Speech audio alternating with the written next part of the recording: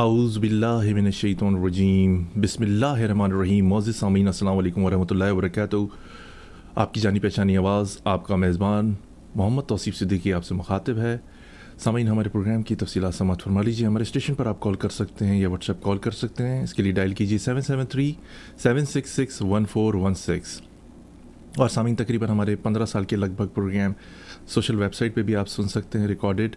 اس کے لیے web browser پہ ٹائپ کیجیے www.talkshoe.com باتیں جوتا.com. سرچ باکس یا کال آئی ڈی باکس میں انٹر کیجیے 91736.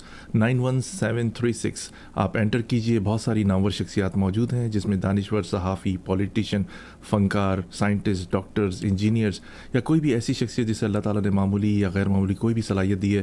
ہم کوشش کرتے ہیں کہ اپنے پروگرام اے زندگی radio web T V Chicago USA میں ان کو دعوت دیں اور ان کی سحر کو ان گفتگو سے آپ بھی فائدہ اٹھائیے اور ہم بھی فائدہ اٹھائیں. سامعین آپ کو جیسے کہ پتہ ہے کہ اپنے پروگرام کی ابتدا تلاوت کلام پاک سے شروع کرتے ہیں. منیف صدیقی ہمارے ساتھ آن ایئر ہیں، اپنی خوبصورت آواز میں تلاوت کلام پاک پیش کریں گے. سنیے. ایک چھوٹے سے بریک کے بعد آپ کی خدمت میں حاضر ہوتے ہیں. یہ آپ کا اپنا پروگرام اے زندگی radio web T V Chicago USA ہے. اعوذ باللہ من الشیطان الرجیم بسم اللہ الرحمن الرحیم أرأيت الذي يكذب بالدين فذلك الذي يدع اليتيم ولا يحض على طعام المسكين فويل للمصلين الذين هم عن صلاتهم ساهون الذين هم يراءون ويمنعون الماعون صدق الله العظيم.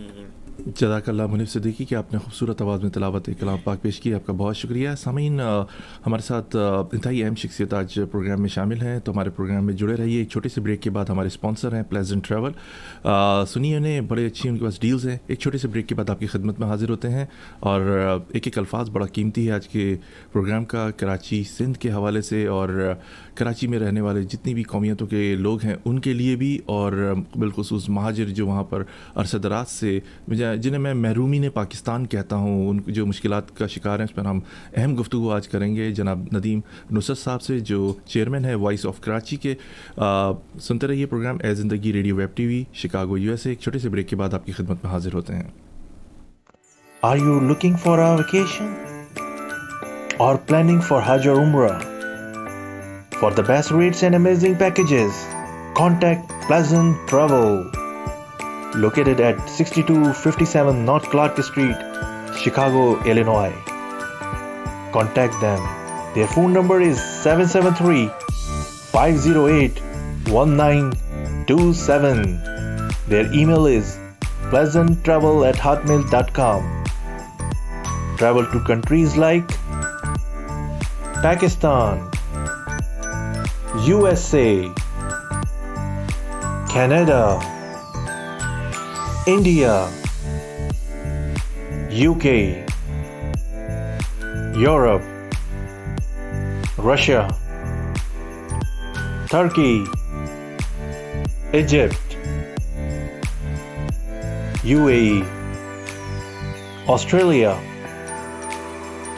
Asia, Africa, and more.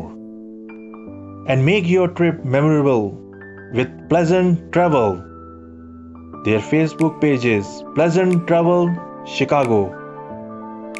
For best rates and amazing packages of Hajj and Umrah, contact Pleasant Travel. Traveling made simpler with Pleasant Travel. اب تمام ویکیشن پیکیجز نہایت افورڈیبل ریٹس پر. اس کے علاوہ یورپ، پاکستان اور افریقہ کے نئے packages. Pleasant Travel is authorized agent of Emirates Airlines. اور آپ کے لیے Emirates Airlines Pakistan Special 3-piece luggage allowed for economy class with all COVID-19 travel safety precautions. Pleasant Travel خدمات کے 30 سال. Call 877-508-1927 اور visit pleasanttravel.com. سامعین آپ کو خوش آمدید کہتے ہیں اپنے پروگرام اے زندگی radio web T V Chicago you S اے میں. آپ کا میزبان محمد توصیف صدیقی آپ سے مخاطب ہے. آج سامعین ہمارے گیسٹ ہیں جناب ندیم نصرت صاحب جو چیئرمین ہیں وائس آف کراچی کے, اور کراچی اور سندھ کے اوپر اور پاکستان کی جو صورت حال ہے اس وقت ہم اہم گفتگو ان سے کریں گے. اپنے پروگرام اے زندگی radio web T V Chicago you S اے میں خوش آمدید کہتے ہیں. السلام علیکم ندیم نصرت صاحب.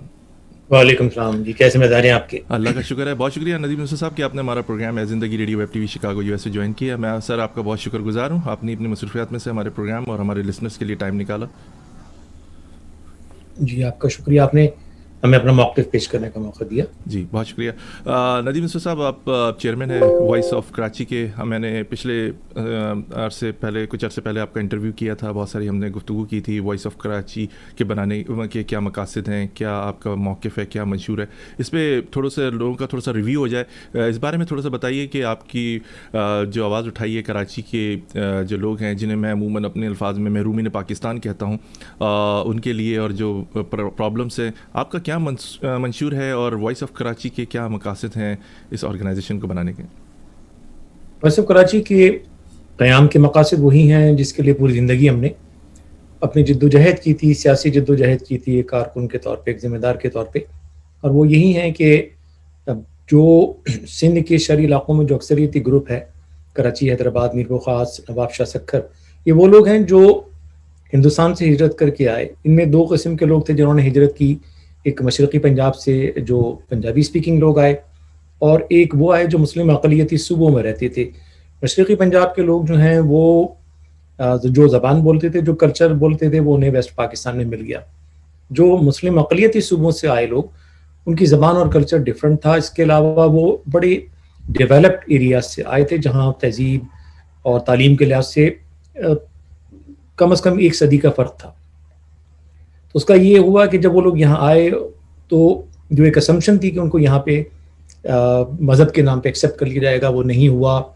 اور پھر کوٹا سسٹم, خاص طور پہ جو بھٹو نے جب پیپل پارٹی بنائی اقتدار میں, جب وہ ذوالفقار علی بھٹو آئے تو انہوں نے آنے کے بعد کئی کام کیے. ایک تو انہوں نے یہ کیا کہ نیشنلائزیشن کے نام پہ صنعتیں اور تعلیمی ادارے, بزنسز قومیہ لیے. سب جانتے ہیں کہ زیادہ تر یہ بزنسز, تعلیمی ادارے مہاجروں کی ملکیت تھے. دوسرا کام انہوں نے یہ کیا کہ کوٹا سسٹم لگایا, اس میں شہری علاقوں کی انہوں نے جو ہے نمائندگی جو ہے ملازمتوں داخلوں میں وہ ان کی آبادی سے کہیں کم کر دی. پھر انہوں نے کوٹا سسٹم سے پہلے مردم شماری میں دھاندلی کی. میرے پاس وہ اخباری کٹنگ موجود ہیں جس میں یہ عدالت میں ایک بیان دیا گیا کہ اس زمانے میں جو سیکٹری داخلہ تھے جنید صاحب, انہوں نے کہا کہ جب 73 کی مردم شماری کے رزلٹ تیار ہو گئے تو بھٹو صاحب نے مجھے بلا کے کہا کہ کراچی کی آبادی کتنی ہے, تو میں نے ان سے کہا کہ 65 لاکھ. تو انہوں نے کہا اس کو آدھا کر دو. جب آپ آدھی آبادی کر رہے ہیں 70s میں, تو اس کا مطلب ہے صوبائی قومی اسمبلی میں آپ کی نشست سے بھی 50% کم ہو گئی. اسی طرح جو آپ کا حق بنتا ہے ملازمتوں میں وہ بھی کم ہو گیا.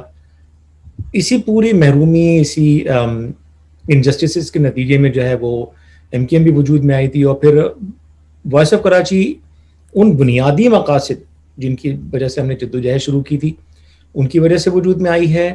یہ ایک سیاسی جماعت نہیں ہے, اس کی کوئی پولیٹیکل ایمبیشنز نہیں ہے.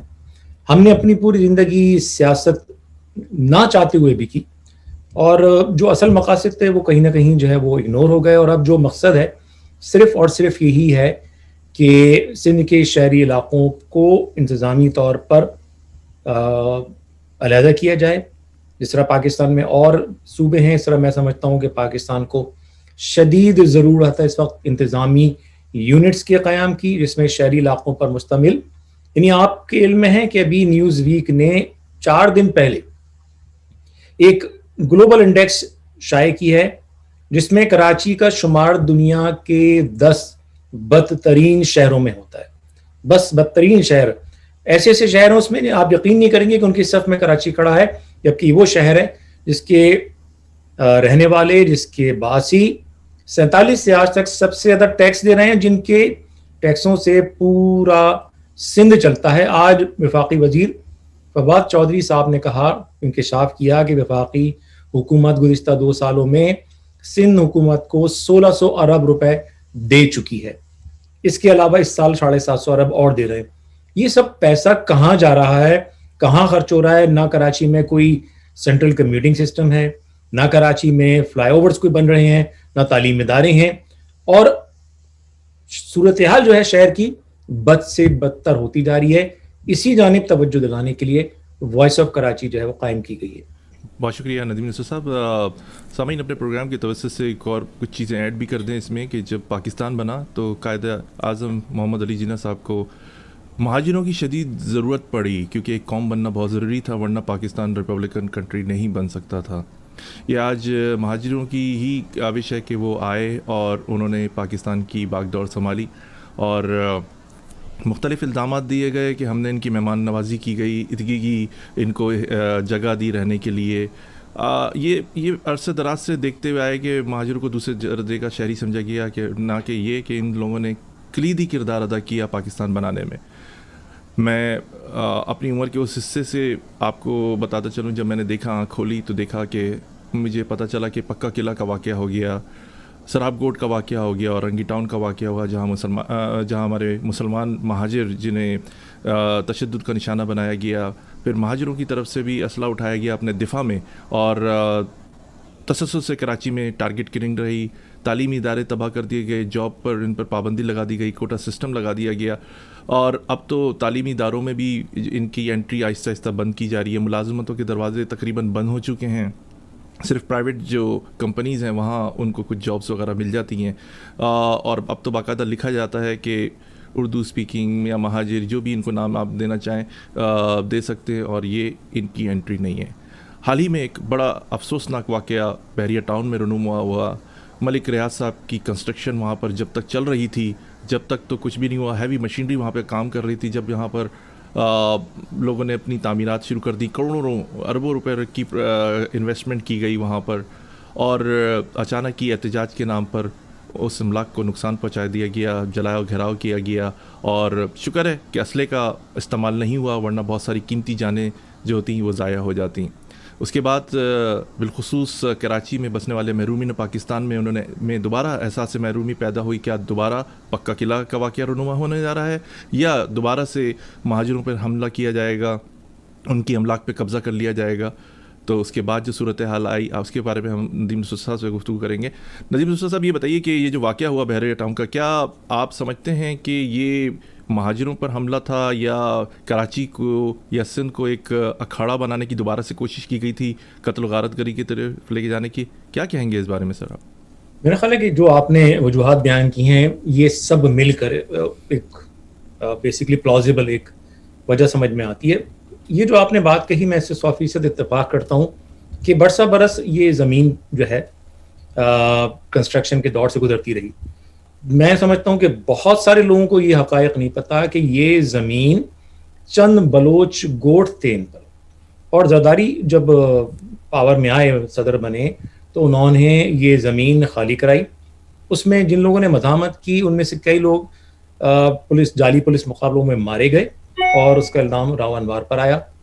یہ سب کچھ ہوتا رہا, اس کے بہت سارے بینیفیشری تھے. جیسے آپ نے خود ابھی بیان کیا کہ لوگ زمین اونے پونے داموں ملک ریاض کو بیچی گئی, سندھ حکومت اور زرداری نے بیچی. دونوں نے, بیچنے والے نے اپنا پیسہ بنایا, ڈیولپ کرنے والے نے اپنا پیسہ بنایا. خریدنے والے وہ مہاجر تھے, یا کراچی کے جو رہنے والے پنجابی ہیں, یا کوئی اور زبان بولنے والے. انہوں نے پوری زندگی کی اپنی جمع پونجی خرچ کر کے وہ پراپرٹیز خریدی. ان پر حملہ کون کر رہے ہیں؟ وہ لوگ جن کا ان زمینوں پر کوئی کلیم نہیں تھا. اور حملہ کس پر ہو رہا ہے؟ نئے مالکان پر, جن کا نہ زمین کی فروخت نہ ڈیولپمنٹ, اس میں کوئی رول نہیں تھا. جی جی. اگر کوئی حملہ بنتا تھا تو بلاول ہاؤس پہ ہوتا, یا ملک ریاض کے کسی بزنس انٹرسٹ کے پر مظاہرہ کیا جاتا. آپ بائر کو جو ہے وہ پریشان کر رہے ہیں, جو چور ہیں, جو چوری شدہ سامان بیچ رہے ہیں, ان کے خلاف کوئی ایکشن نہیں ہو رہا. اور اس میں دیکھیں درجنوں ویڈیوز سامنے آ چکی ہیں, میں آپ سے شیئر بھی کر سکتا ہوں, اور مجھے یقین ہے کہ آپ نے بھی دیکھی ہوں گی. جی جی. وہاں سے لوگ روانہ ہو رہے ہیں, وہ کہہ رہے ہیں کہ 1940 کی قرارداد کے تحت پاکستان بنا, اور یہ غلط بنا پاکستان, اور اس میں جو ہے ہماری زمین ہتھیا لی, اور پنجاب نے یہ کیا, مہاجروں نے یہ کیا. میں وہ ویڈیوز دیکھ کے یہی حیران ہو رہا ہوں مسلسل کہ اس بحریہ ٹاؤن کے جو زمین پر قبضہ, اس سے اس کا کیا تعلق 1940 کی قرارداد کا؟ جی. یا ایک نوجوان دوڑ رہا ہے, اس کے پیچھے یہ جو دہشت گرد جنہوں نے حملہ کیا ہے وہ پیچھے دوڑ رہے ہیں, کہہ رہے ہیں پکڑو مارو, یہ مہاجر ہے. اگر یہ معاملہ زمین پر قبضے کا ہے تو یہ 1940 کی قرارداد, یہ جو صرف ایک زبان بولنے والوں کو نشانہ بنانا, بالکل ایسا ہے کہ یہ اس کا کوئی بحریہ ٹاؤن سے کوئی لینا دینا نہیں ہے. بہت ساری سازشیں چل رہی ہیں. ایک تو پیپلز پارٹی پوری دنیا میں منہ دکھانے کے قابل نہیں رہی, وہ دوبارہ کسی طرح یہ چاہ رہے ہیں کہ یہ سب کچھ ہو تاکہ وہ دوبارہ پاور میں آئیں اور اسٹیبلشمنٹ کو بلیک میل کر سکیں, نمبر 1. سیکنڈ یہ کہ جن لوگوں نے زمینیں لی ہیں ان میں سے بہت سارے لوگ پریشان ہیں, وہ چاہ رہے ہیں کہ وہ اونے پونے بیچ کے دوبارہ مہاجر علاقوں میں یا جو بھی ان کی پاکٹس ہیں اس میں چلے جائیں. کون ہوگا پیسہ کس کے پاس ہے سب سے زیادہ پاکستان میں؟ ملک ریاض زرداری. وہ اونے پونے خریدیں گے اور دوبارہ ان چیزوں کو بیچیں گے. اس وقت ضرورت اس بات کی ہے کہ سپریم کورٹ, سیاسی جماعتیں اور اسٹیبلشمنٹ اس کا نوٹس لے, کیونکہ اگر نوٹس نہیں لیا گیا تو پھر یہ جو ایک شبہ جو ڈیولپ ہو رہا ہے وہ یقین میں بدل جائے گا کہ اس کے پیچھے سب کے سب شامل ہیں, اور اس کا مقصد ایک بار پھر مہاجروں کو سزا دینا ہے. اور میں پھر یہ کہوں گا, دیکھیں آپ نے پکا قلعے کا تذکرہ کیا, 30 ستمبر کو بھی یہی ہوا تھا کہ حیدرآباد میں 250 لوگوں کو شہید کیا گیا تھا آدھے گھنٹے میں, اور یہی سارے کیریکٹر سے اس قتل عام کے پیچھے جنہوں نے اس واقعے میں حصہ لیا تھا, خاص طور پر ڈاکٹر قادر مکسی. اسی طرح بے نظیر بھٹو کا قتل پنڈی میں ہوا تھا.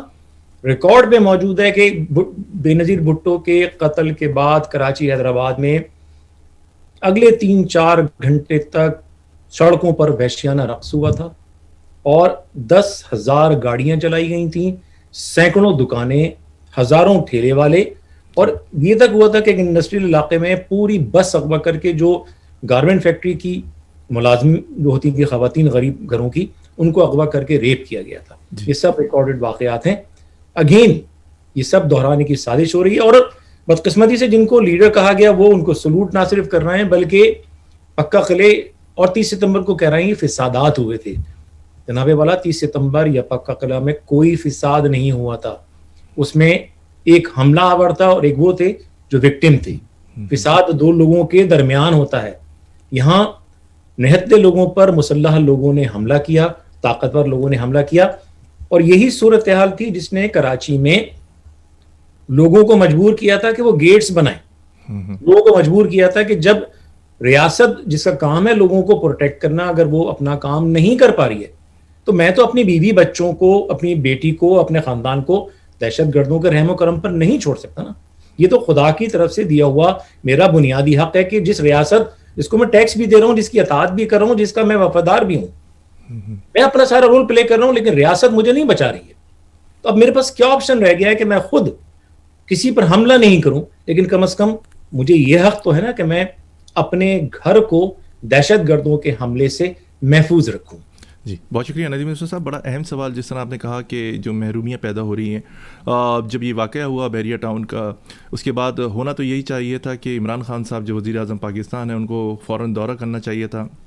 میڈیا میں کہیں بھی خبریں نہیں چلائی گئیں, اور دوسری جو پولیٹیکل پارٹیز ہیں, پیپلز پارٹی, پاکستان مسلم لیگ, تحریک انصاف, جو بھی گورنمنٹ میں بھی ہے, اور بھی پولیٹیکل پارٹیز کی طرف سے کوئی بیان جاری نہیں ہوا, یا ان کے عمائدین جو ہیں یا ان کے رہنماؤں نے وہاں جا کے ان لوگوں کی داد رسی نہیں کی کہ آپ کے ساتھ غلط ہوا, آپ کی املاک کو نقصان پہنچایا گیا آپ کو, کیونکہ وہاں پر انشورنس کا بھی ایک بہت بڑا پرابلم ہے, کیونکہ وہاں سے کورٹ کے بھی آرڈر ہے کہ یہ زمین جو ہے یہ ملک ریاض صاحب نے جس طرح زبردستی حاصل کی ہے, جس طرح حاصل کی ہے, یہ متنازع ہے. کراچی کا پانی کاٹ کے وہاں پر پہنچا دیا گیا, ساری چیزیں ہوئی ہیں. آپ کیا سمجھتے ہیں کہ یہ ساری چیزیں آنے والے وقتوں کے اندر وہاں کے مقامی لوگوں پہ کیا رنگ لے کر آئے گی, کیا اثرات مرتب ہوں گے ان پر؟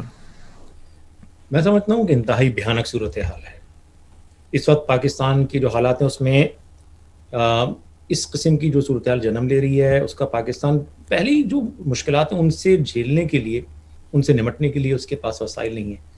اب آپ نے جو بات کہی ہے, یہ میں نے 2 دن پہلے ویڈیو لاگ جو جاری کیا اس میں نے کہا کہ 22 اگست کو لندن سے تقریر میں نعرہ لگتا ہے, اس کو کسی نے, میرا خیال ہے کہ اس کو کونڈون نہیں کیا, اس کو کسی نے جو ہے اپروو نہیں کیا, اس کو کوئی میں بھی ڈیفینڈ نہیں کر رہا ہوں. میں نہیں سمجھتا کسی مہاجر نے ڈیفینڈ کیا. جنہوں نے نعرہ لگایا انہوں نے بھی معافی مانگی.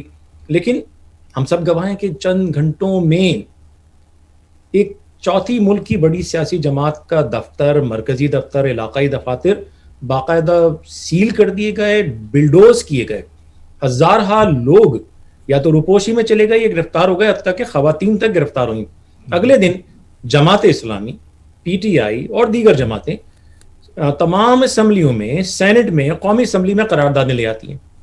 ایک فرد واحد پر اتنا واویلا, پوری جماعت کے لوگوں کے کان پکڑ کے جو ہے کئی گروپ بنوا دیے گئے. یہاں ویڈیوز موجود ہیں کہ لوگ کھلے عام پاکستان نہ کپے, سندھو دیش, جیے سندھو دیش کے نعرے لگا رہے ہیں. بحریہ ٹاؤن کے سب سے بلند پول پر چڑھ کر دن دہاڑے جیے سندھ کا پرچم لہرایا جا رہا ہے. نہ صرف اس پورے عمل کو کسی نے روکا, بلکہ اگلے دن میڈیا پر کمپلیٹ بلیک آؤٹ, کسی اسمبلی میں کوئی قرارداد نہیں. وزیر اعظم تو اس وقت بھی نہیں آئے تھے جب کراچی میں پچھلے سال درجنوں افراد بارشوں میں جو ہے ڈوب کے کرنٹ لگنے سے جاں بحق ہوئے تھے. اربوں کھربوں روپے کا لوگوں کا نقصان ہوا تھا. وزیر اعظم صاحب اس وقت بھی نہیں آئے تھے. کراچی میں طیارہ گرا تھا, اتنے لوگ شہید ہوئے تھے, وزیر اعظم اس وقت بھی نہیں آئے. کوئی سیاسی جماعت کبھی نہیں آئی.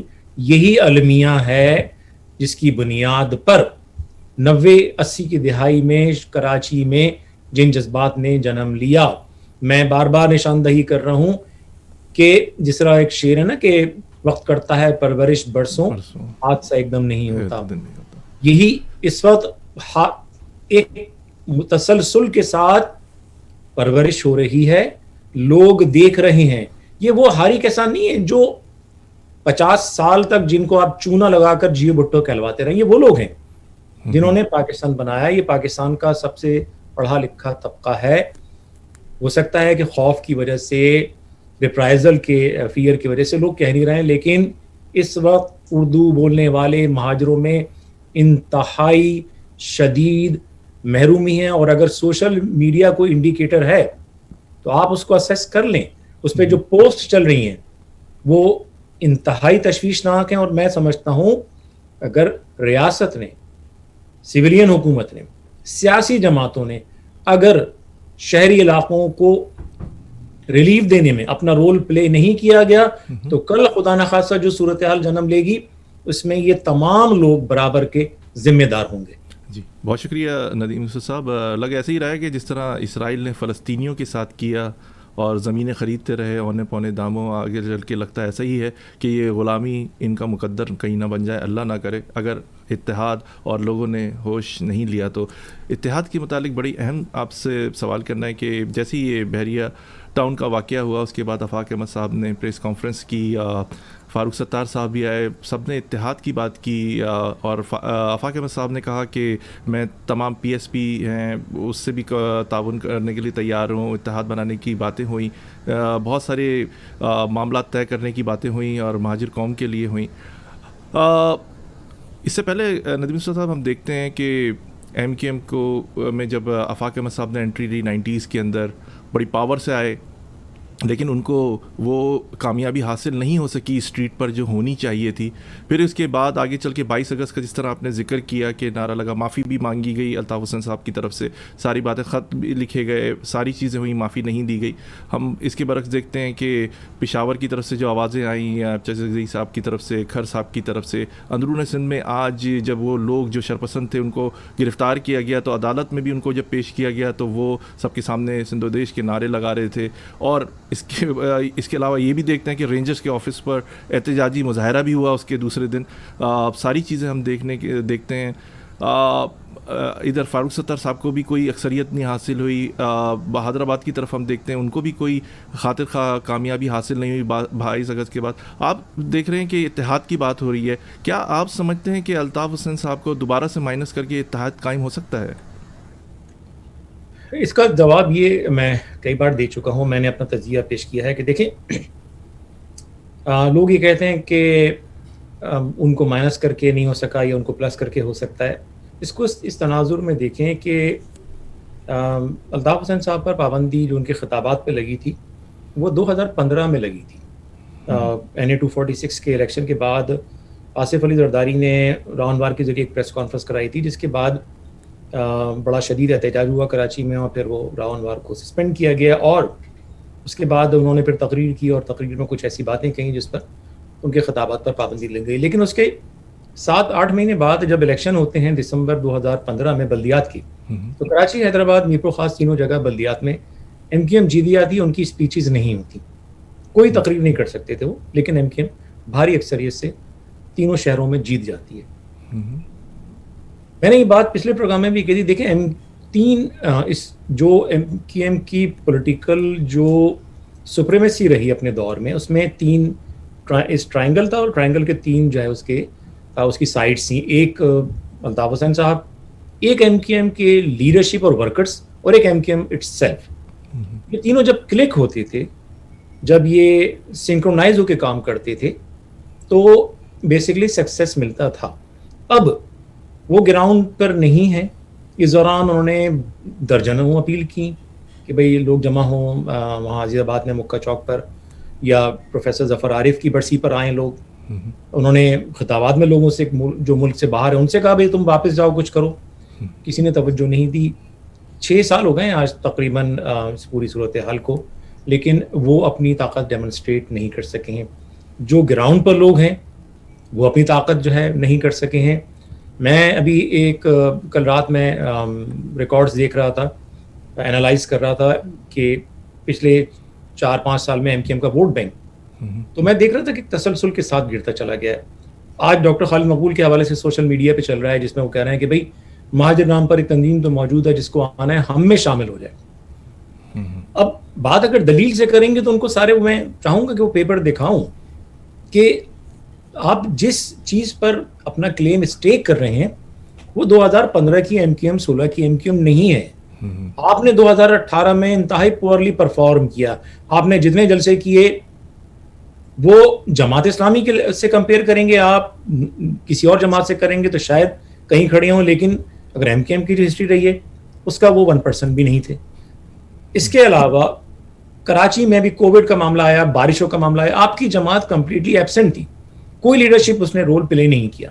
کراچی میں پانی کے مسائل ہیں, بجلی کے مسائل ہیں, روزگار کے مسائل ہیں, ان کی جماعت آج بھی حکومت میں بیٹھی ہے, وزارتیں بھی ہیں. جی ہم میں بخدا یہ پرسوں میں کسی سے یہ بات کر رہا تھا کہ 1987 کے جب بلدیاتی الیکشن ہو رہے تھے اور ہم علاقوں میں کام کر رہے تھے, الطاف حسین صاحب جیل میں تھے, اس وقت بھی یہ حالات تھے. ہم جگہ جگہ جا کے لوگوں کو یہی کہتے تھے کہ جب ہمارے علی گڑھ اور قصبہ میں قتل عام ہوا, یا ہمارا جو ہے بشرا زیدی کا واقعہ ہوا, یہ جتنے بھی واقعات ہوئے, یا جو ہے سندھی زبان کو ہم پر مسلط کیا گیا, کوٹا سسٹم نافذ کیا گیا, یہ جماعتیں کہاں تھیں؟ یہ تو اقتدار میں بیٹھی رہیں. آج کا مہاجر یہی بات کہہ رہا ہے کہ ہمارے گھروں پر حملے ہو رہے ہیں. کوٹا سسٹم کے نام پہ ہر ملازمت کا اشتہار آ رہا ہے جس میں لکھا ہے کہ 199 اسامیاں شہری سندھ کے لیے 6-7, 190 191 جو ہیں وہ دیہی سندھ کے لیے. لوگ اشتہارات پڑھ رہے ہیں. دوسری طرف دیکھتے ہیں کہ ان کے جو لیڈرز ہیں وہ پورے پروٹوکول کے ساتھ, پولیس کے ساتھ آج بھی شہر میں گھومتے ہیں. وہ دیکھتے ہیں کہ وہ جو ہے وہ مارننگ شوز میں بیٹھے ہوتے ہیں, ناچ گانے چل رہے ہیں, سوشل میڈیا پہ سیلفیز چل رہی ہوتی ہیں لوگوں کی. لوگوں کے پاس نہ بجلی نہ روزگار, وہ بجلی کا بل دیتے ہیں, بجلی ہوتی نہیں ہے, پانی کا بل دیتے ہیں, ٹینکر خریدنا پڑتا ہے, ملازمت انہیں مل نہیں رہی ہے, اور لیڈرشپ جو ہے وہ پارلیمنٹ میں بیٹھ کے سیلفیاں کھنچوا رہی ہے, یا جو ہے وہ وزارتوں کے حلف اٹھانے میں ہے. کیا وزارت اتنی اہم ہے کہ آپ کے لوگ مر رہے ہوں اور آپ اس سے چمٹے بیٹھے رہیں؟ اگر یہ اسمبلی آپ کے مسائل حل نہیں کر رہی ہے تو اس سے باہر آ جائیے, کم از کم اس جرم کے شریک تو نہ ہونا. آپ کا اپنا دامن تو صاف ہو. آپ کس منہ سے اس اسمبلی میں بیٹھے ہوئے ہیں جہاں سے آپ ہی کے خلاف کیبنٹ ایک حکم جاری کر رہی ہے کہ کوٹا سسٹم کو غیر معینہ مدت کے لیے ایکسٹینڈ کر دیا گیا, اور آپ اسی حکومت کا پارٹ بنے ہوئے ہیں. یہ بھول جائیے کہ اب آپ کے پاس کوئی مینڈیٹ رہ گیا ہے. 2016 کو وہ MQM ختم ہو گئی, اس کا مینڈیٹ آپ کا نہیں ہے. آپ کی ہسٹری 2016 اگست کے بعد سے شروع ہوتی ہے. اس میں آپ کا ووٹ بینک زمین پر آ چکا ہے. آپ کی نمائندگی سندھ اسمبلی میں 50% رہ گئی ہے, قومی اسمبلی میں اس سے بھی کم. سینٹ میں 8 لوگ ہوتے تھے. میرا وہی پوائنٹ ہے جو میں بار بار اس پلیٹ فارم سے کہہ رہا ہوں کہ یہ نظام جس میں ہم نے اسمبلیوں میں آ کے کوشش کر لی, ہم یہ مان لیں اس نظام میں ہمیں نہ حق ملے گا, نہ انصاف, نہ ریکگنیشن. آپ کو بھٹو نے ایک پرپیچول مائنورٹی بنا دیا ہے, مردم شماری میں اتنی دھاندلی کی گئی ہے. یعنی میں اسکالرلی کچھ آرٹیکلز کی مدد سے یہ پوری ہسٹری مرتب کر رہا ہوں کہ باقاعدہ ایک سازش کے تحت آپ کی آبادی کو کم کیا گیا ہے. پوری دنیا میں وسائل کی تقسیم آبادی کی بنیاد پر ہوتی ہے. آپ کی آبادی کو 50% کر دیا گیا ہے. جی جی. اسی کی وجہ سے سندھ اسمبلی میں کبھی بھی آپ کا وزیر اعلیٰ نہیں آ سکتا. براک حسین اوباما ایک مسلم سیاہ فام افریقی کا بیٹا یہاں کا 2 دفعہ صدر بن سکتا ہے. سیکنڈ جنریشن پاکستانی مسلمان صادق خان لندن کے 2 مرتبہ میئر بن سکتے ہیں. جی جی. امریکہ میں وفاقی جج مسلم آ گیا. جی جی بالکل سعید صاحب. کیبنٹ میں لوگ آ گئے برطانیہ کے, لیکن آج تک کوئی مہاجر وزیر اعلیٰ ایکسیپٹ نہیں کیا گیا. اور المیہ یہ دیکھیے کہ اس وقت تمام سرکاری ملازمتوں میں سندھی بولنے والے بیٹھے ہیں. تمام بیوروکریسی, تمام جج, یعنی جج جو ہیں وہ آج کراچی کے ایک وکیل سے میری چند دن پہلے ملاقات ہوئی. انہوں نے کہا کہ یہ سچویشن ہے کہ میں چھوڑ کر سب یہاں اس لیے آ گیا ہوں کہ جب ہم اپنے آرگیومنٹ اردو میں دیتے ہیں تو جج سننے سے انکار کر دیتے ہیں, انگلش میں انکار کر دیتے ہیں. وہ کہتے ہیں کہ آپ سندھی میں بات کریں, مجھے سندھی نہیں آتی. پھر ہمیں کسی سندھی وکیل کو آؤٹ سورس کرنا پڑتا ہے اپنا مقدمہ, حالانکہ پاکستان کی سرکاری زبان اردو ہے, جبکہ سرکاری زبان اردو ہے. جی جی. اب آپ یہ دیکھیے کہ سندھی دونوں ہاتھوں سے, جس کو کہتے ہیں نا انگلیاں جو 5 انگلیاں گھی میں اور سر کڑھائی میں, جی جی. پاکستان میں وزیر اعظم بھی ان کے 3 آئے, صدر بھی ان کے آ گئے, وزیر اعلیٰ بھی مسلسل ان کا, کیبنٹ میں ان کی اکثریت, ساری ملازمتوں میں ان کا حصہ, اور جو کروڑوں ایکڑ لینڈ جو مہاجروں کو ملنی تھی ترکے میں اس پہ قبضہ کیا ہوا ہے, اس کے باوجود نا کھپے کے نعرے لگا رہے ہیں. یہ اتنے انگریٹفل ہیں کہ دونوں ہاتھوں سے لوٹ رہے ہیں پاکستان کو. کھرب پتی ہو گئے وہ لوگ. میرے پاس وہ ریکارڈز موجود ہیں کہ جب سندھ کی بامبے سے علیحدگی کا جب مقدمہ پیش کیا سندھی سیاستدانوں نے, تو اپنے منہ سے کہا کہ ہمارے یہاں تو غریب آدمی کو چھوڑیں, زمیندار جو ہے اس کے پاس بھی اگر وہ ہفتے میں 1 دفعہ گوشت کھا لے تو بڑی نعمت کی بات ہوتی ہے. ہمارے یہاں کوئی وکیل بھی نہیں ہے جو ہمارا مقدمہ لڑ سکے. آج وہی لوگ پاکستان کے چند امیر ترین لوگ ہیں, اور جو جن کی وجہ سے وہ امیر بنے, آج ان کے پاس کھانے کو پیسے نہیں ہیں. آج وہ اپنی چھوٹی چھوٹی ضروریات کے لیے ترس رہے ہیں. ہماری یہاں کی مائیں بہنیں اب وہ فوڈ کے سٹال لگا رہی ہیں سڑکوں پہ کھڑی ہو کے, جی جی. تو گھر چل رہے ہیں. تو میں تو بار بار یہ کہہ رہا ہوں کہ جو پاکستان سے باہر کے لوگ ہیں, جو سندھ سے باہر کے لوگ ہیں, آپ نے ایم کیو ایم کو, مہاجروں کو, سب کو بڑی گالیاں دی ہیں. لیکن آپ نے دیکھا کہ مہاجروں نے چند ایک اختلافی بیانات جو ٹاپ سے آئے, لیکن مہاجروں نے کسی کو سپورٹ نہیں کیا. مہاجروں نے اس وطن سے اپنا کمٹمنٹ جاری رکھا. پلوامہ کے بعد جو کراچی میں ریئیکشن آپ نے دیکھا, وہ اس بات کا ثبوت ہے کہ اس تمام تر اس کے باوجود مہاجر زمین کے وفادار ہیں. وہ لوگ دوسری جانب جنہوں نے سب کچھ لیا, وہ زمین کو مسلسل برا کر رہے ہیں. ریاست کہاں بیٹھی ہے, ادارے کہاں بیٹھے ہیں؟ کوئی تو فیصلہ کریں گے. اگر وہ نہیں کریں گے تو میں آپ کو پھر کہوں گا کہ تاریخ انہیں کبھی معاف نہیں کرے گی. جی بہت شکریہ ندیم نثار صاحب. بڑا اہم سوال آپ نے گریٹر کراچی کی بات کی. کراچی صوبے کی بات ہوتی ہے, مہاجر صوبے کی بات ہوتی ہے. ان تینوں میں نام کراچی صوبہ سمجھ میں آتا ہے, مہاجر صوبہ. گریٹر کراچی کیا ہے, کوئی مختلف چیز ہے؟ آپ اس طرح ایکسپلینیشن دیں گے کہ ہمارے لسنر سمجھ سکیں کہ گریٹر کراچی کیا ہے, مہاجر صوبہ اور کراچی صوبہ کیا کہیں گے اس بارے میں سر؟ یہ ایک ٹیکنیکل بیسکلی اس کی وجہ ہے. دیکھیں مہاجر صوبہ وہ اس لیے ممکن نہیں ہے, اور نہ میں سمجھتا ہوں کہ یہ ایتھیکلی یہ مطالبہ کرنا درست ہے, کیونکہ کراچی میں اور بھی زبان بولنے والے ہیں. اس طرح کہ ہمیں محرومی کا سامنا ہے. ہم نہیں چاہتے کہ کسی کو یہ محسوس ہو کہ بھئی یہ مہاجروں کو ہی صوبہ بنانے کی بات کر رہے ہیں. کراچی میں اس وقت بہت بڑی تعداد میں وہ لوگ ہیں جو اب بے شک آئے وہ دوسرے صوبوں سے ہیں, لیکن وہ کراچی میں اتنے عرصے سے ہیں کہ وہ کراچی آئیڈ بن گئے ہیں. ان کو کراچی سے اتنی ہی محبت ہے جتنی ہمیں اور آپ کو ہے. تو اگر ہم مہاجر صوبے کی بات کرتے ہیں ہم ان لوگوں کو ایکسکلوڈ کر دیتے ہیں اور پھر ہم بھی اسی طرح ظالم نظر آئیں گے جس طرح جو ہمارے ساتھ ظلم کرنے والے نظر آتے ہیں. تو مہاجر صوبے کا لفظ صحیح نہیں ہے. کراچی صوبے کی جب آپ بات کرتے ہیں تو پھر آپ حیدرآباد کو کہاں لے جائیں گے, میرپور خاص کو کہاں لے جائیں گے, نواب شاہ. لندن مثال کے طور پہ میں مثال دوں گا کہ ایک لندن ہے جو اوریجنل جو بنایا گیا, پھر جیسے آبادی بڑھی تو اس کے اطراف میں بہت بڑی تعداد میں کاؤنٹیز شامل ہو گئی, ان کو ملا کر کہا جاتا ہے گریٹر لنڈن. وہ بہت بڑے رقبے پر پھیلا ہوا ہے, اس میں بہت ساری کاؤنٹیز انکلوڈ ہوتی ہیں جو اوریجنل لنڈن میں. لنڈن کا اپنا جو ہے ایک پوسٹ کوڈ الگ ہے, گریٹر لنڈن کے پوسٹ کوڈز بھی ڈفرینٹ ہے. تو ہم نے وہی بیسکلی آئیڈیا یوز کیا کہ ایک کراچی, اس میں کراچی شہر کو ریپرزینٹ نہیں کر رہا, آئی ڈی کو ریپرزینٹ کر رہا ہے. اور جو ہم نے نقشہ پبلش کیا اپنی ویب سائٹ پہ پیش کیا ہے, اور اعداد و شمار اور باقاعدہ آئین کے ساتھ, اس میں حیدرآباد پورا شامل ہے. اس میں جو اردو بولنے والے جو علاقے ہیں یا نان سندھی علاقے, زیادہ بہتر لفظ ہوگا, تو نان سندھی علاقے ہیں. مثال کے طور پہ میرپور خاص پورا ہے, اس میں نواب شاہ پورا ہے, اس میں کئی علاقے ہیں. لیکن تب بھی ٹوٹل لینڈ جو گریٹر کراچی میں شامل ہے وہ 40% ہے موجودہ سندھ کا.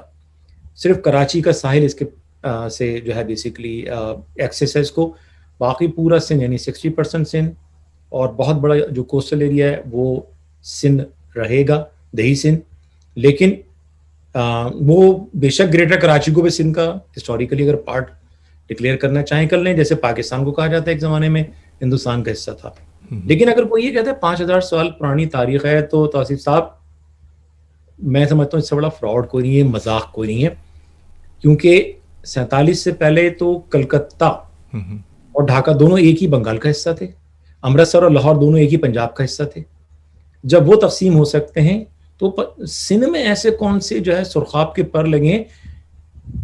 1947 میں اس خطے کی تاریخ پرانی ختم ہو گئی, ایک نئی تاریخ نے جنم لیا. اس تاریخ میں جب ہندوستان اپنی ہزارہ سالہ تاریخ کے بعد 3 ریاستوں میں ایونچولی تقسیم ہو گیا, پنجاب تقسیم ہو گیا, بنگال تقسیم ہو گیا, تو یہی اصول سب پر لاگو ہوتا ہے. قائد اعظم نے خود کراچی کو وفاق کا حصہ چنا تھا. قائد اعظم اس ملک کے بانی تھے, ہمیں ان کی خواہش کا احترام کرنا ہوگا اور اس کو انتظامی خود مختاری دینی ہوگی. بہت شکریہ ندیم مصر صاحب. بڑا باریک سوال کرنے جا رہا ہوں میں, آپ نے جس طرح اس پہ بات کی, بڑا اہم سوال یہ ہے صوبوں کے حوالے سے کہ اگر ہم نیشنل اسمبلی میں دیکھتے ہیں کانسٹیٹیوشن 1973 کے تحت آپ کی جو میجورٹی ہونی چاہیے صوبے کے لیے اگر بات کرتے ہیں تو 1/3 ہونی چاہیے, 4 اس میں آپ کس نظر سے دیکھتے ہیں؟ اگر ہم پڑوسی ملک میں نظر ڈالتے ہیں, تلنگانہ صوبہ ہوا, عوام کی طاقت تھی آپ کہہ لیں اسے یا پریشر تھا, لیکن دونوں چیزوں میں ایک چیز بڑی, ملک جو ہیں پاکستان اور انڈیا کامن ویلتھ کے ممبر ہیں. آپ کیا سمجھتے ہیں کہ یہ کس طرح حاصل کیا جا سکتا ہے؟ 230(9)(4) آرٹیکل میں کنڈیشن بھی ہے وہاں پر, اور لمٹ کا ورڈ یوز کیا گیا. یہ میں نے متعدد سیاستدانوں سے بھی سوال کیا. کیا آپ سمجھتے ہیں کہ ایک طرف تو ہم دیکھتے ہیں کہ اتحاد نہیں ہو پا رہا, مہاجر قوم ایک جگہ کھڑی نہیں ہو رہی, کسی کے ساتھ پرابلم ہے تو وہ کہتے ہیں کہ انہی کے ساتھ ہے, ہمارے گھر ابھی آگ نہیں آئی. کیا آپ سمجھتے ہیں کہ یہ بنانا کس طرح کامیاب ہو جائیں گے؟ یہ بڑا باریک سوال ہے, اور ہم نیشنل اسمبلی کو بھی دیکھتے ہیں, پھر جو کامن ویلتھ کو بھی دیکھتے ہیں, کمیشن بھی دیکھتے ہیں. کیا کہیں گے اس بارے میں آپ؟ اب جو 18ویں ترمیم, اور آپ کو بھی پتہ ہے, ہمیں بھی پتہ ہے کہ کس نے کیا رول پلے کیا, ان کو بڑی لان تان بھی ہوتی رہی ہے. 18ویں ترمیم بنیادی طور پہ جو لائی گئی تھی وہ وفاق سے صوبوں کو اختیار کی منتقلی کے لیے لائی گئی تھی. ڈیولوشن آف پاور جو ہے وہ اس کے پیچھے بنیادی محرک تھا, اور اس میں ہے بھی جو جس کا آج حوالہ بھی دیا ہے آرٹیکل 140A کا, جو فواد چودھری صاحب نے حوالہ بھی دیا ہے, کہ جس میں بڑا کلیئرلی لکھا ہے کہ صوبائی وفاق سے صوبوں پر صوبوں کو پابند کیا گیا ہے کہ وہ جو لوکل جو گورنمنٹس ہیں, جو آپ کی بلدیات ہیں, ان کو امپاور کریں گے. ان کے پاس ٹیکنیکلی جس طرح ویسٹ میں سویلائزڈ کنٹریز میں, ڈیولپ کنٹریز میں جس طرح سارے کام بلدیات کے پاس ہوتے ہیں, ان کو کرنا ہے. تو جہاں یہ چیز پاس ہوئی وہاں نسل پرستوں نے پیپلز پارٹی میں جو بیٹھے ہیں انہوں نے اس میں یہ بھی کروا دیا کہ جس صوبے کو ڈیوائڈ کرنا یا جس میں صوبہ کارو آؤٹ کرنا ہے وہاں کی اسمبلی کی بھی جو ہے 1/3 میجورٹی 2/3 میجورٹی اس کو سپورٹ کرے گی. ہماری تو آبادی نہ ہونے کے برابر آپ نے دکھا دی پیپرز میں, اور یہ متعصب جو سندھ اسمبلی آپ سمجھتے ہیں کہ کبھی پاس کرے گی, یہ ممکن نہیں ہے. تو آئینی طور پر تو اسی لیے ہمارا یہ بار بار کہنا ہے کہ 73 کا آئین اپنی موجودہ جو اس کا خد و خال ہے اس میں مکمل طور پہ ایبسلوٹ جو ہے وہ فیل ہو چکا ہے. اس کو نہ صرف تبدیل کرنے کی ضرورت ہے بلکہ پاکستان کو ایک نئے سوشل کانٹریکٹ کی ضرورت ہے. آپ کسی بھی کمپنی کی کامیابی ناکامی کا جب موازنہ کرتے ہیں, اس کا تجزیہ کرتے ہیں, تو آپ دیکھتے ہیں کہ وہ کہاں تھی اور کہاں کھڑی ہے. ہم جب پاکستان کو دیکھتے ہیں تو ہمیں نظر آتا ہے کہ ہر گزرتے برس کے ساتھ وہ خرابی کی طرف گیا. تو 73 کے آئین نے وہ جو مارچ تھا ٹورڈز جو ہے وہ فیلئر, اس کو روکنے کے بجائے یا ریورس کرنے کے بجائے اس نے اس کو اور ایکسپیڈائٹ کیا ہے. پاکستان خراب سے خراب تر ہو رہا ہے. اب ایک تھیوری ضرور کچھ لوگ ہم سے بھی ابھی بہت ریسنٹلی شیئر کیے کہ یہ جو پوری جو ہندوستان کی تقسیم ہوئی تھی, جن ڈاکیومنٹس کی بنیاد پر ہوئی تھی, اس میں کہیں نہ کہیں یہ پروویژن موجود ہے کہ انٹرنیشنل کمیونٹی, خاص طور پہ کامن ویلتھ کا ہیڈ یعنی برطانیہ, انٹروین کر سکتا ہے. اور یہ ساری چیزیں جو ہیں ان کے علم میں اگر آتی ہیں یا اگر کوئی کیس اسٹیبلش ہوتا ہے تو اس کو ہونا ضروری ہے. تو بہرحال لیکن مسئلہ وہی ہے جو آپ نے بھی کہا کہ جب آپ یہ آبجیکٹو لینے جا رہے ہیں اور بھانت بھانت کی بولیاں ہوں بیچ میں, تو میرا خیال ہے کہ اس سے پہلے ہمیں ایک اس ایشو پر جو ہم کر رہے ہیں محنت کے, اس پہ کنسنسس ڈیولپ کریں, سیاست کو ختم کر دیں. جب ہم نے لوگوں سے صوبے کی بات شروع کی تو سب نے یہی کہا کہ ہم پہ بڑا دباؤ ہے. جتنے گروپس بیٹھے ہیں وہ لٹرلی ایک ایک چیز پوچھ کے کرتے ہیں, تو ان کو جو ہے کلیئرنس نہیں ملی جب صوبے کی یا ہم سے بات کرنے کی, تو وہ پیچھے ہٹ گئے.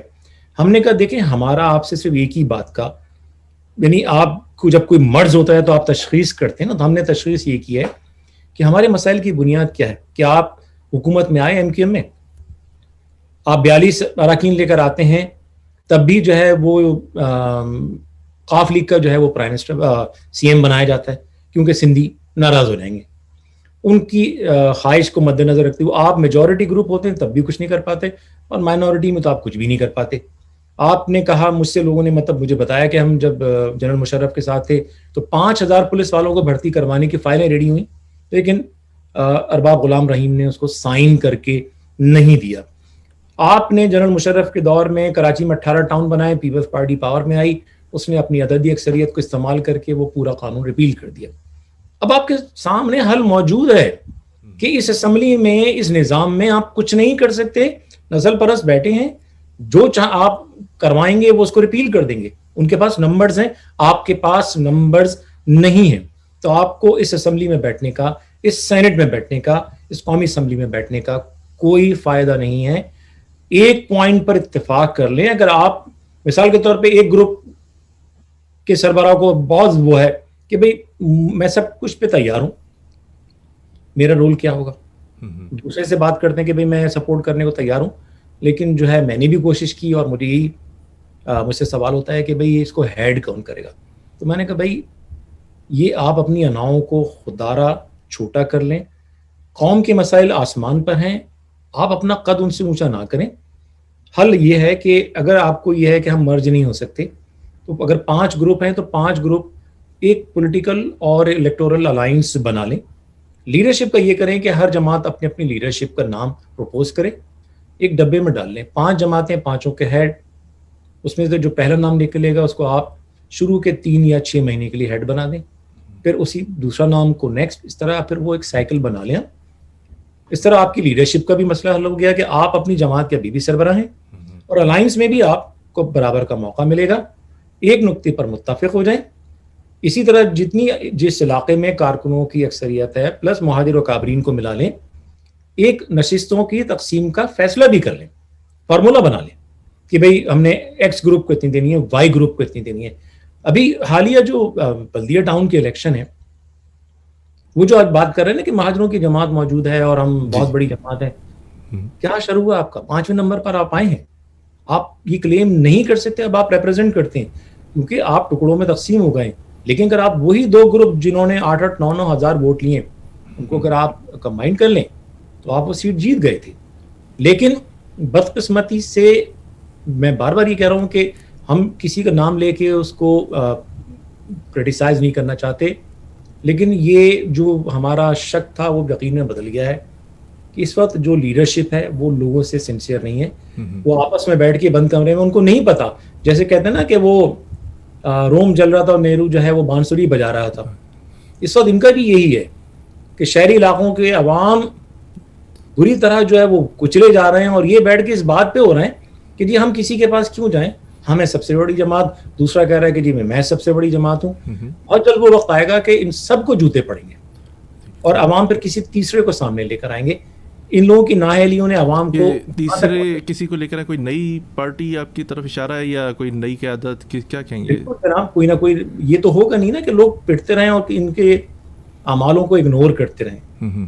اور آج بھی ان میں جو 1-2 نام ہیں انہوں نے سنسیئرٹی کا مظاہرہ کیا ہے اور میں دیکھ رہا ہوں سارے جو آثار اور قرائن ہیں جو لوگوں سے ڈسکشن ہو رہا ہے، لوگ اب اس بات پہ نہیں ہو رہے کہ کس کا ماضی کیا تھا. لوگ اب معاف کرنے پر بھی لوگوں کو تیار ہیں اس ایک نقطے پر کہ ہمیں ماضی کو چھوڑ کے آگے بڑھنا ہے. تو اگر کوئی آدمی اس نقطے کو لے کے گراؤنڈ سے لیڈ کرتا ہے تو ہم اس کا ساتھ دینے کو تیار ہے. اور میں سمجھتا ہوں اس حوالے سے پیش رفت جلدی ہوگی، کوئی نیا چہرہ سامنے آئے گا اور وہ لوگ جو انکار کر رہے ہیں ان کے پاس صرف 2 آپشن ہوں گے، یا تو گھر جائیں یا نئے قافلے کو جوائن کریں. نہیں صاحب، جس طرح ابھی آپ بات کر رہے ہیں کہ نقطے پہ بات ہوگی، کیا آپ سے جو اتنے آپ نے فارمولے بتایا کہ یہ مسئلے مسائل کراچی کے بتایا، آپ سے کبھی حال ہی میں کسی نے ملاقات کی یا اپنے ساتھ بات کرنے کی یا آپ کو اپنے ساتھ ملانے کی بات کی؟ دیکھیں ہم تو وہ لوگ ہیں جو معطوف سمجھے جاتے ہیں نا، بہت ساری گڈ بکس میں نہیں ہیں ہم، کیونکہ ظاہر سی بات ہے کہ برے وقتوں میں ہم نے جو رول پلے کیا ہمیشہ MKM کے لیے، اس کے نتیجے میں سینیٹر کوئی اور بنا، وزیر کوئی اور بنا، ہم الزامات مقدمات کو فیس کرتے رہے زندگی بھر، آج بھی جیرا وطن ہے. لیکن ہمیں اس کا غم نہیں ہے. ہمارا مقصد آج بھی لیڈرشپ نہیں ہے. رابطہ تمام گروپوں میں موجود جو سنسیئر لوگ ہیں ان سے ہمارا رابطہ ہی نہیں، بلکہ وہ ہمارے لیے ایک برج کا بھی رول پلے کر رہے ہیں. اور اس میں سے بہت سارے لوگ، میں پوری ایمانداری سے آپ سے یہ کہہ رہا ہوں کہ بہت سارے لوگ صرف جو نا کہتے ہیں نا کہ بارڈر پر بیٹھے ہیں. ابھی آج سے کوئی 6 مہینے پہلے اس قسم کا کوئی اندیا میڈیا نے کریٹ کر دیا امپریشن کہ بھائی جو ہے ہمیں پرمیشن مل گئی ہے، میں جا رہا ہوں، جبکہ میرے فرشتوں کو بھی نہیں پتا تھا. اور میرے انٹرویو وغیرہ ہوئے، پھر پیمرا نے پابندی لگا دی. لیکن اس جو 10 دن کا جو کنفیوژن رہا اس میں جو ہمارے پاس جو فیڈ بیک آیا، یعنی کراچی میں کئی علاقوں میں ہماری ممبرشپ لوگوں نے کیمپین شروع کر دی اور باقاعدہ کیمپ لگا دیا. پھر باقاعدہ جو ہے وہ میسج ہمارے گراؤنڈ پہ ساتھیوں کو دیا گیا کہ آپ لوگوں کو کام کرنے کی پرمیشن نہیں ہے، پر ہم نے اپنا کام بلاک کر دیا. لیکن الحمدللہ وہ صورتحال تبدیل ہو رہی ہے. ہمارا فیس بک کا پیج کھل گیا، یوٹیوب کا کھل گیا، ٹویٹر کا کھل گیا. آج کہیں نہ کہیں میڈیا پہ ہم آنا بھی شروع ہو گئے، کیونکہ ظاہر سی بات ہے، میں نے یہ پچھلے دنوں بھی یہ بات کہی تھی کہ بے پناہ پروپیگنڈا ہمارے خلاف کیا گیا، بے تحاشا پروپیگنڈا، اور جتنا غیروں نے کیا ہم اس سے زیادہ اپنوں نے کیا. ان کی سیکیورٹیز جو ہیں وہ نہیں چاہتی، جبکہ ہم ان کو بار بار یہ میسج بھی دے رہے ہیں کہ ہم آپ کے قدموں سے کارپیٹ چھیننے نہیں آئے. ہمارا کوئی پولیٹیکل ایجنڈا ہے ہی نہیں. ہمارا ایک سنگل ایجنڈا ہے کہ سندھ کے شہری علاقوں میں رہنے والے تمام عوام کے لیے ایک انتظامی یونٹ بنایا جائے اور پھر اس کی کامیابی کو پورے پاکستان میں ریپلیکیٹ کیا جائے، تاکہ جو ایتھنو سینٹرک سیاست ہے وہ کمزور ہو اور آپ کا جو پاکستانی نیشنلزم کا جو تصور ہے وہ کہیں نہ کہیں تو وہ اس کو آپ نے ایک موقع دینا ہوگا کہ وہ پروموٹ ہو. اور دوسرا ہمارا جو ہماری خواہش ہے کہ اللہ کرے یہ پورا ہو، ساتھ ساتھ پیرلل ہمارا جو موقف ہے، فوکس ہے، وہ ہے ایجوکیشن پہ، جس کا آغاز ہم سندھ کے شہری علاقوں سے ہی کر رہے ہیں. مثال کے طور پہ ابھی پچھلے دنوں ہم بھاگ دوڑ کے نتیجے میں ہم نے 6 PhD اسکالرشپ کا انتظام کیا ہے کہ جو شہری علاقوں کے نوجوانوں کو دی جائیں گی امریکہ میں پی ایچ ڈی کرنے کی. زبردست. اس کے علاوہ ہم نے ڈونرز سے بات کی ہیں, بات چیت کی ہے کہ جو, اور انشاءاللہ اگلے چند مہینوں میں اس کا اعلان ہو جائے گا کہ جو لوگ نہیں صاحب, ابھی حال ہی میں آپ نے کافی ملاقاتیں بھی کی سینیٹرز وغیرہ سے, امریکی جو ایوانوں میں موجود ہیں لوگ, کانگریس مین, ان سے اس کی کیا ضرورت پیش آئی ہے, ان کے کیا مقاصد تھے, اس بارے میں بھی تھوڑی سی روشنی ڈالیے. بہت شکریہ. وہ جو ہم کرتے ہیں ملاقاتیں, اس میں ہم لوگوں کو یہ کہتے ہیں کہ دیکھیں بہت بڑی تعداد میں چاہے اسکالرشپ ہو یا فنڈنگ ہو پاکستان کو دی جاتی ہے, اور ظاہر سی بات ہے پاکستان میں فنڈنگ 90% تو کرپشن میں چلی جاتی ہے. U S A I D ہو یا اسٹیٹ ڈپارٹمنٹ ہو یا اور کوئی, بہت ساری مد میں لوگ پاکستان کو سپورٹ کرتے ہیں, 90% وہ کرپشن میں چلا جاتا ہے. ہم یہ کہہ رہے ہیں کہ ایک تو پاکستان کو انگیج کرنے کی ضرورت ہے, سیکنڈ یہ اس بات کی ضرورت ہے کہ وہ جو آپ انویسٹمنٹ کر رہے ہیں اس کو بیسیکلی آپ لنک کریں ہیومن ڈیولپمنٹ سے, ایجوکیشن پر, اکاؤنٹیبلٹی سے, اور جو ہیومن فریڈمس ہیں ان سے آپ لنک کریں ان کو, تاکہ یہ کہ وہاں پر جو ایک گھٹن کا ماحول ہے وہ چینج ہو. کیونکہ میں سمجھتا ہوں کہ جو پاکستان کا نظام, جمہوریت آپ کے یہاں غلط آ گئی, میں یہ نہیں کروں کہ جمہوریت غلط ہے یا اس کو ہٹا دیا جائے, لیکن میں ایک انالیسس یہ کر رہا ہوں کہ دیکھیں امریکہ, یورپ میں, مغرب میں جو جمہوریت آئی وہ تعلیم کا بیسیکلی فالو اپ تھی. لوگوں نے تعلیم کے بعد امپیریلزم سے یا جو انڈسٹریلائزیشن کے بعد جو ایک بورژوازی کلاس آ گئی تھی اس کو چیلنج کر کے ایک ڈیموکریٹک سسٹم ڈیولپ کیا. اس سسٹم کو سمجھنے والے لوگ موجود تھے یہاں. ہمارے یہاں آپ نے جمہوریت لے آئے, اب وہی سندھ کا وڈیرا یا پنجاب کا وڈیرا, چودھری, جاگیردار, جو اپنی زمینوں پر لوگوں سے جبری مشقت لے رہا ہے, جو پانی چوری کر رہا ہے, جو بجلی چوری کر رہا ہے, جو ٹیکس فراڈ کر رہا ہے, وہ سیاسی نظام کا حصہ بن کر ایم این اے بنتا ہے, پھر وہ جوڑ توڑ کر کے وزیر بن جاتا ہے. وہی پولیس جس کا کام اس بندے کو پکڑنا ہے, پروسیکیوٹ کرنا ہے, وہ اس کو سلوٹ کر رہی ہوتی ہے, سیکیورٹی دے رہی ہوتی ہے. کیونکہ ہمارے یہاں جو ہے وہ کلونیل دور کا نظام ہے. ہم یہ جو انسانی سیٹ اپ بنایا گیا تھا یہ صاحب بہادر کے لیے بنایا گیا تھا. برطانیہ میں آپ چلے جائیے, وہاں پرائم منسٹر بھی پولیس والے, عام سڑک پولیس والے کو ڈکٹیٹ نہیں کر سکتا. ہمارے یہ سارے اپوائنٹمنٹ جو ہوتے ہیں چاہے وہ پروسیکیوشن میں ہو یا پولیس میں, وہ پولیٹیکل وہ لوگ کرتے ہیں جو خود کرپٹ ہیں. تو تعلیم کا ہونا ضروری ہے. تعلیم آ جائے گی آپ دیکھیے کہ عوام خود ہی نظام کو بدل دیں. ندیم سر, آخری سوال بڑا اہم آپ سے کہ آپ نے بہت ساری باتیں بتائیں, سولوشن بھی بتایا کہ اس طرح تعلیم کے متعلق آپ نے کئی بات. کراچی کا دیرپا امن کس طرح قائم ہو سکتا ہے؟ یہ تسلسل سے کچھ عرصے بعد ہم ویڈیو بھی دیکھتے ہیں جو مہاجروں کے خلاف کہی جاتی ہیں, مہاجروں کے روزگار بند کر دیے گئے, ساری چیزیں. دیرپا حل کیا, مہاجروں کو اب آگے کیا کرنا چاہیے, کیا کوئی سلوشن ہے آپ کے پاس؟ کیا کریں مہاجر کہ وہ ایک ہو جائیں؟ کیا کریں مہاجر جو ان کی جو طاقت تھی پہلے جو توڑ دی گئی اور جس طرح ٹوٹی وہ آپ بھی جانتے ہیں. سب کے لیے معافی ہے, الطاف حسین صاحب کے لیے معافی نہیں ہے. یا اگر کوئی مہاجر بچہ پکڑا جاتا ہے پولیس میں کسی جرم میں یا اس کو اٹکا دیا جاتا ہے, اس کے لیے معافی نہیں ہے, باقی سب کے لیے معافی ہے. کیا کہیں گے آپ کو, کس طرح کوئی سولوشن بتائیے کہ کس طرح یہ ایک ہو سکتے ہیں, مسئلے مسائل حل ہو سکتے ہیں, کون کر سکتا ہے اور کیسے ہو سکتے ہیں؟ میں سمجھتا ہوں کہ تاریخ نے ہمیں مواقع تو بہت دیے توصیف صاحب, لیکن لیڈرشپ جو ہے نا بہت بڑی امانت ہوتی ہے. جب آپ کو یہ پتا ہو کہ آپ کروڑوں لوگوں کو ریپرزینٹ کر رہے ہیں اور آپ ایک جملے کے نتیجے میں لوگوں کی زندگی چلی جائے گی یا بچ جائے گی, تو آپ کا ایک ایک لفظ جا کے وہ امانت ہوتا ہے. اب جو کچھ اس امانت کے ساتھ جو ہوا اس کا خمیازہ جو ہے وہ آج ہم سب بھگت رہے ہیں. تو شکوہ جو ہے, ایک بات یہاں پر ہے کہ الطاف حسین صاحب کو کہتے سبھی لیڈر ہیں. میں جب آپ کا اعلان ہوا کہ آپ کا انٹرویو کر رہا ہوں تو اس وقت بھی بہت سارے آپ ہی کے لوگ جو تھے اور دوسری گروپس وغیرہ کے جو لوگ تھے وہی کہہ رہے جو بانی ہیں اور رہنما ہیں اور لیڈر ہیں وہی ہیں, پھر ان کے ساتھ بھی نہیں ہیں. یہ بھی ایک بڑا متنازع بات ہے میرے نزدیک. دیکھیں میں اس پہ تفصیلی بات بھی کر سکتا ہوں. جو آپ کہیں گے کہ میں سمجھتا ہوں کہ جو ہمارے یہاں جو عوام کی محرومی کا سبب ہے وہ یہ ہوتا ہے کہ ہم بھٹو کو جب لیڈر مانتے ہیں نا اپنا نسل مان لیتے ہیں, جب نہرو خاندان کو مان لیتے ہیں پھر مان لیتے ہیں, نتیجہ یہ ہوتا ہے کہ پھر ہم لوگوں سے احتساب کرنا چھوڑ دیتے ہیں. پھر وہ جو چاہیں کریں, ہم یس مین بن جاتے ہیں. اس کے نتیجے میں یہ ہوتا ہے کہ ہمارے مسائل پس سے پش چلے جاتے ہیں. ہم لوگوں کو یہ ایشورنس دے دیتے ہیں کہ آپ جو بھی کرو ووٹ آپ کو ہم نہیں دیں گے. جب آپ یہ جمہوریت میں جو بار بار الیکشن بنائے گئے تھے اسی لیے تو بنائے گئے ہیں بھائی کہ آپ ڈیلیور کریں تو آپ کو ووٹ پڑے.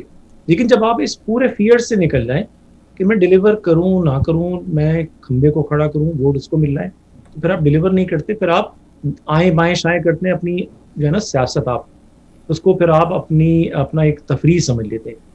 ہمارے لیے یہ جو سیاست نہیں تھی MKM, ایک تحریک تھی. ہماری زندگیوں کا, ہمارے مستقبل کا, بچوں کے مستقبل کا دار و مدار MKM کی کامیابی سے تھا. جب ہم نے ڈیلیور نہیں کر سکے, تو اگر میں 31 سال سے ایگزائل میں ہوں, میں نے اپنے والدین کے جنازے میں شرکت نہیں کی یا پورے اور ہزاروں چیزیں جھیلی. اب اگر مثال کے طور پہ میں دیکھ رہا ہوں جس مقصد کے لیے میں آیا ہوں پورا نہیں ہوا, تو کیا میرا اخلاقی جمہوری حق نہیں ہے کہ میں سوال کروں؟ اگر سوال کروں تو وہ غداری نہیں ہونا چاہیے, اور اگر میں سوال کا جواب نہ ملے اور میں کوئی اور راستہ اختیار کروں تو میرا حق ہے. اگر میں جماعت اسلامی کو یا JUP کو یا PP یا نون لیگ کو چھوڑ کر MKM میں آ سکتا ہوں, تو MKM کو چھوڑ کر کسی اور جماعت میں جانے کا مجھے حق ہونا چاہیے. اس کا مطلب کہیں یہ نہیں ہوتا کہ آپ غداری کر رہے ہیں, یہ کر رہے ہیں. میرے نزدیک ایک پولیٹیکل ورکر اور لیڈرشپ کے درمیان جو رشتہ ہے, اور یہ میں پوری کئی برس کی لیڈرشپ پر ریسرچ کے بعد بتا رہا ہوں, تو پیورلی ٹرانزیکشنل ہونا چاہیے. کرام ویل کو پورا انگلینڈ جو ہے کہتا ہے وہ بہت اچھا لیڈر تھا, بڑا ڈیواؤٹ کرسچن تھا. اسی کرام ویل کے بارے میں اگر آپ اسکاٹ لینڈ میں چلے جائیں گے یا آپ آئرلینڈ میں چلے جائیں گے, تو وہی ڈیواؤٹ کرسچن جو پروٹیسٹنٹ تھا کرام ویل, اس نے میسیکرز کی وہاں پہ اسکاٹ لینڈ اور آئرلینڈ میں. لیکن وہی آرمی جو اس کو پائس سمجھتی تھی کرام ویل کو, اس نے اس میسیکر میں حصہ لیا کیونکہ وہی کوشچن نہیں کر رہے تھے کہ بھئی ہمارا لیڈر ہم سے انسانوں کو منوانے کا کام لے رہا ہے, یا ہمارے جو کرسچن ہیں ان کے خلاف ہی خامخواہ جو ہے وہ. میرا کہنے کا مقصد صرف یہ ہے کہ لیڈرشپ کے ایکشنز کو, چاہے وہ عمران خان کی ہو, زرداری کی ہو, بھٹو کی ہو, جب لوگ کوشچن نہیں کرتے, جب آپ ان کے ہاتھ میں اپنی لگام دے کر بھول جاتے ہیں, تو پھر نقصان اینڈ آف دا ڈے عوام اٹھاتے ہیں. ایک اور مثال جاتے جاتے میں کہوں گا, رابرٹ موگابے نے آزادی دلائی زمبابوے کو, اس کے بعد اس نے جو سلوک کیا, تو ٹریلین جو وہاں کا جو کرنسی تھی اس میں $1 ٹریلین تک چھاپے گئے. لوگ ٹریلین وہاں کی کرنسی لے کے جاتے تھے اور ایک ڈبل روٹی خرید کے لاتے. لیکن یہ جو صورتحال وہاں تک پہنچی اسی لیے ہونا کہ لوگوں نے کو حق نہیں دیا گیا کہ وہ اینالائز کرے کہ ہم کہاں کھڑے تھے, کہاں آ گئے. جب کوشچننگ غداری بن جائے نا, وہاں سے پھر بربادی کا آغاز ہوتا ہے. میں سمجھتا ہوں اس ایلیمنٹ کو اگر فکس کر لیا جائے, یہ بھی وقت ہے شاید کہیں نہ کہیں چیزیں بہتر ہو سکتی. نہیں کیا گیا تو وہی اجتماعی نقصان جو آج ہم سب اٹھا رہے ہیں وہ ہم اٹھاتے رہیں گے, حل کوئی نہیں نکلے. ندیم صاحب, جس طرح انڈیا میں 117 ممبرس نے ریزائن کر دیا تھا, کیا مہاجر قوم اپنی پاور سے, کیونکہ سینسس کا بھی پرابلم ہے, آپ کی پاپولیشن صحیح طرح نہیں بتائی جا رہی, کوئی کہتا ہے کہ کراچی کی آبادی 2.5 کروڑ, میں پچھلے دنوں پاکستان گیا تو مجھے تو 4 کروڑوں سے بھی زیادہ لگی کراچی کی آبادی. کیا مہاجر قوم اپنی پاور پر صوبہ بنانے میں کامیاب ہو جائے گی؟ کیا سمجھتے ہیں آپ؟ بالکل ہو سکتی ہے. جب 13 سے 14% مسلمان, کیونکہ آپ کے پاس میجورٹی تو نہیں دکھائی جا رہی ہے اسمبلی کے اندر کہیں بھی, تو کیا دکھا سکتے ہیں مہاجر اپنی پاور کہ ہم اپنی پاور کی بیس پر یہ صوبہ بنائیں گے؟ میں سمجھتا ہوں کہ اگر آپ صرف مہاجروں کو کاؤنٹ کریں گے تو وہ انصاف بھی نہیں ہوگا.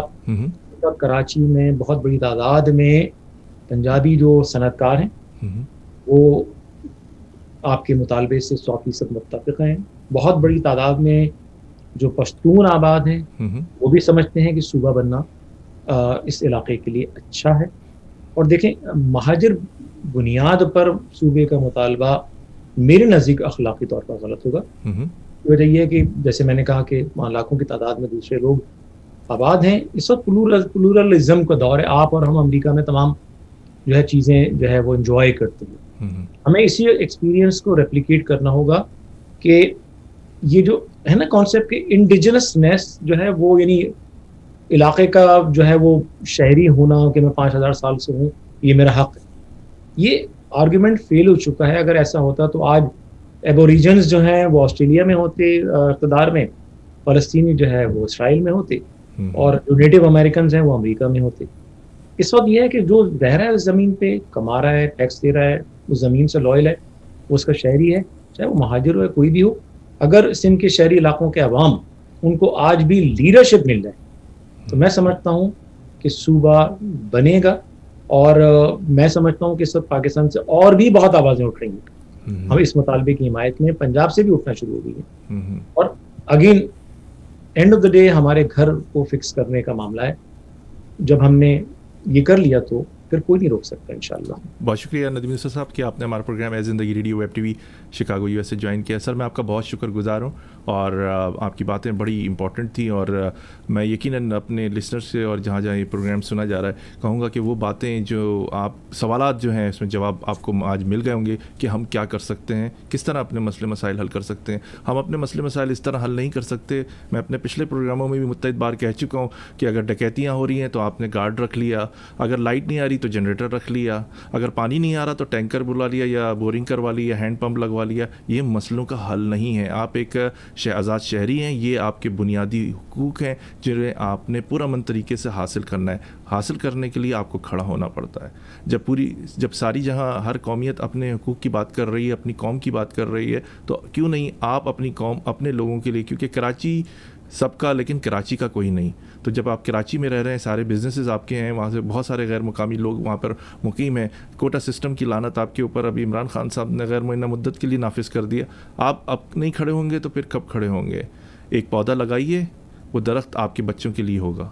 اس کے ساتھ ہی اجازت دیجیے. اللہ آپ کا ہمارا سب کا نگہبان. اگلے اتوار کو اسی طرح آپ کی خدمت میں حاضر ہوں گے. توصیف صدیقی کو اجازت دیجیے. 1 بجے شکاگو ٹائم پاکستان کے وقت کے مطابق سنڈے 11 بجے آپ کی خدمت میں حاضر ہوں گے. اگلے پروگرام میں انتہائی اہم شخصیت دوبارہ ہمارے درمیان میں ہوں گے, ان سے گفتگو کریں گے. اللہ حافظ. اللہ حافظ ندیم یوسف صاحب. اللہ